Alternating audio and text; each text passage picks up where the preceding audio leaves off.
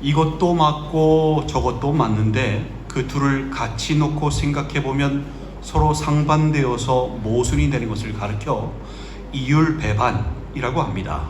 예를 들어서 누군가가 나는 거짓말쟁이다 라고 얘기했다고 생각해 보십시오.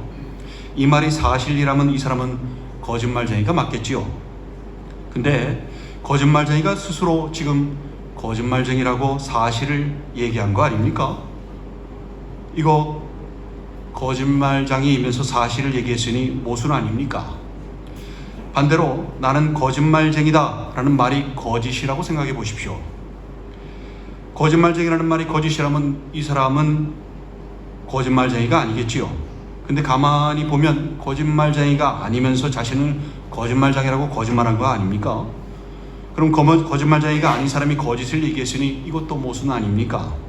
따라서 나는 거짓말쟁이다 라는 말은요, 사실이든 거짓이든 어떻게 해도 서로 상반되어서 모순이 되어 이율배반적인 말이 되는 것입니다. 이것도 맞고 저것도 맞는데 그 둘을 같이 놓고 생각해 보면 서로 상반되어 모순이 되는 것. 이 이율배반의 대표적인 예가 뭐냐 하면요, 바로 오늘 말씀의 배경이 되는 칭찬입니다. 여러분 한번 생각해 보십시오. 칭찬을 받는 게 좋을까요? 아니면 받지 않는 게 좋을까요? 칭찬의 긍정적인 효과를 생각하면 칭찬을 받는 게 좋겠지요. 칭찬은 고래도 춤추게 한다라는 속담도 있듯이 칭찬은 사람을 움직이게 하는 강한 동기부여의 힘을 가지고 있고요. 누군가를 격려해서 더 추진력을 갖게끔 만듭니다. 또 칭찬은 사람들과의 관계를 부드럽게 만들어서 좋은 관계를 유지하게 만듭니다. 따라서 지속적으로 칭찬을 받고 살아간다면 이러한 긍정적인 효과를 삶 가운데서 계속 맛보면서 살 수 있겠지요. 근데 여러분, 이 칭찬에는 부정적인 요소도 있습니다. 먼저 자기 정체성을 잃을 수 있다는 건데요, 남의 평가에 휘둘리다 보니 나는 누구인가가 점점 희미해져 가고요, 자신의 진짜 모습이 아닌 남에게 보여지는 모습에 신경 쓰다가 겉다르고 속다른 모습으로 살게 될 수 있는 것입니다. 그렇게 살다 보면 늘 남의 시선과 말에 신경 쓰게 되고요, 불필요한 부담과 스트레스로 인해서 내면의 평안이 사라지게 되겠지요. 가족 중에서 누가 밖에서 한 말로 인해서 온 가족이 왜 그런 말을 했어? 왜 그런 실수를 해? 라고 하면서 가족의 평안이 사라지게 되겠지요. 무엇보다 칭찬의 가장 부정적인 요소는요, 교만입니다. 칭찬을 받다 보니 스스로 높아져서 교만에 빠져가지고요, 자기는 잘하는데 남들은 잘 하지 못하는 것으로 평가 기준을 삼아서요, 다른 사람들 보면서 이렇게 평가합니다. 왜 이렇게밖에 못하지? 왜 이렇게 모자라지? 왜 이렇게 형편없지? 라고 생각하면서요, 다른 사람을 수준 이하로 평가하며 내려다보는 것이겠습니다. 이렇게 교만하여서 안하무인으로 살아가는 것, 그게 바로 칭찬의 부정적인 요소입니다. 따라서 이러한 부정적인 요소에 빠지지 않기 위해서라도 칭찬을 받지 않는 것이 좋겠지요. 긍정적인 효과 때문에 칭찬을 받는 것도 맞고 부정적인 요소 때문에 칭찬을 안 받는 것도 맞으니 이 둘을 같이 놓고 생각해 보면 서로 상반되어서 모순이 되지 않습니까? 이것이 바로 칭찬의 이율배반적인 모습인 것입니다. 우리는 누군가를 격려하고 동기부여를 해주기 위해서 칭찬을 많이 하고요, 서로 좋은 관계를 유지하기 위해서 칭찬을 일부러 많이 주고받습니다. 아유, 오늘 멋있으시네요. 아름다우십니다. 옷이 너무 잘 어울리시네요. 아유, 어쩜 이리 잘하세요. 말을 너무 잘하시네요. 일을 너무 잘하시는데요. 악기를 너무 잘 연주하시는데요. 문제 해결 능력이 뛰어나십니다. 머리가 진짜 좋으시네요. 천재 아니세요? 부럽습니다. 통찰력이 있으시네요. 못하시는 게 없으시네요. 정말 훌륭하십니다. 어쩜 이렇게 착하세요? 우리는 이렇게 진심 반, 격려 및 동기부여의 의도 반, 또 좋은 관계를 유지하고자 하는 의도 반으로 서로 칭찬을 서로 많이 주고받습니다. 갓난아기조차 칭찬의 말에 눈을 반짝이는 것을 보면 칭찬은 배워서 반응하는 것이 아니라 본능적으로 느끼는 인간의 깊은 욕구 반응임을 알 수 있습니다. 입에 발린 소리라는 것을 알면서도 듣다 보면 본능적으로 기분이 좋아집니다. 칭찬을 많이 주고받는 것 나쁘다는 거 아닙니다. 사람을 세우는 데에도, 자녀들을 키우는 데에도, 다른 사람들과 좋은 관계를 유지하는 데에도 긍정적인 효과가 있으니까요. 나쁜 목적을 가지고 접근하여서 칭찬을 도구로 사용함으로 그 목적을 이루려고 하는 것이 아니라면 칭찬을 많이 주고받는 것 괜찮습니다. 좋습니다. 근데 잊지 말아야 하는 것이 있습니다. 바로 칭찬의 이율배반적인 모습인 것입니다. 칭찬이 가져오는 긍정적인 효과가 분명히 있지만 반대로 부정적인 요소도 있다는 것을 기억해야 합니다. 무엇보다 신앙적으로요, 칭찬에는 아주 위험한 함정이 있는데요, 바로 칭찬의 마음을 빼앗겨 버리기 쉽다는 것입니다. 칭찬의 마음을 빼앗겨 버리면 어떻게 되는가 하면요, 마음이 하나님을 벗어나게 됩니다. 칭찬의 마음을 빼앗겨 버리면요, 하나님을 벗어나게 되는 겁니다. 기억하십니까? 죄가 헬라어로 뭐였지요? 하마르티아였지요. 그 직역하면 뭐지요? 화살이 관역을 벗어남이었습니다.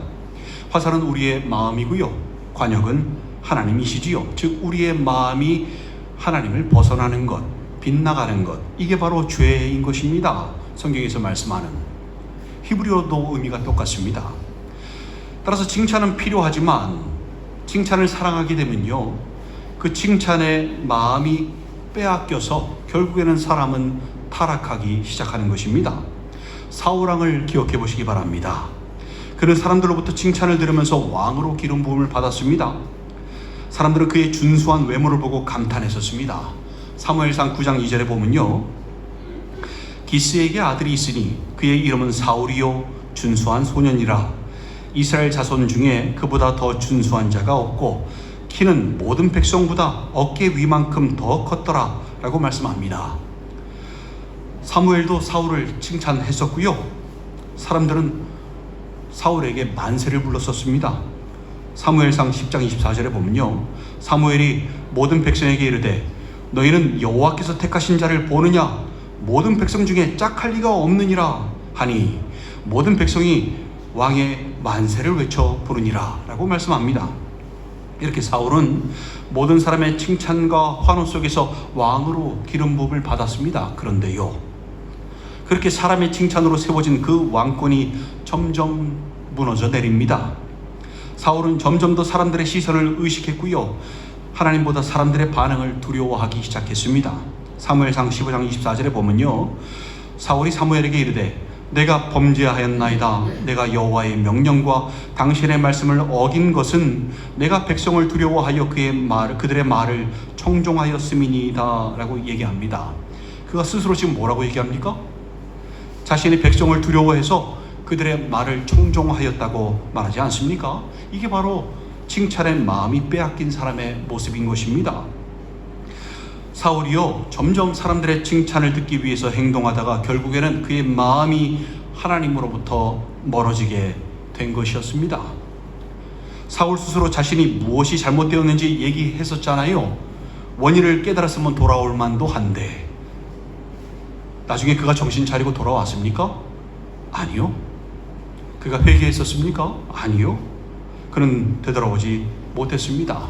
그 타락한 모습으로 끝까지 살다가 비참하게 생을 마감했습니다. 결국에는 그 칭찬의 함정에서 벗어나지 못하였던 것입니다.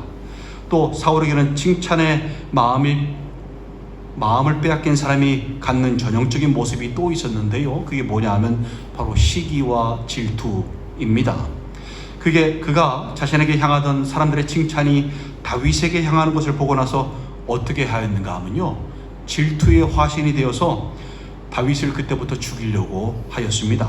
사무엘상 18장 6절에서 9절에 보면요, 무리가 돌아올 때 곧 다윗이 블레셋 사람을 죽이고 돌아올 때에 여인들이 이스라엘 모든 성읍에서 나와서 노래하며 춤추며 소고와 경쇠를 가지고 왕 사울을 환영하는데 여인들이 뛰놀며 노래하여 이르되 사울이 죽인 자는 천천히요 다윗은 만만이로다 한지라. 사울이 그 말에 불쾌하여 심히 노하여 이르되 다윗에게는 만만을 돌리고 내게는 천천만 돌리니 그가 얻을 것이 나라 말고 무엇이냐 하고 그날 이후로 사울이 다윗을 주목하였더라 라고 말씀합니다. 사람들의 칭찬이 다윗을 향하기 시작했을 때부터요, 사울은 다윗을 시기 질투하기 시작해서 그 뒤로부터는 지속적으로 다윗을 죽이려고 시도하였던 것입니다.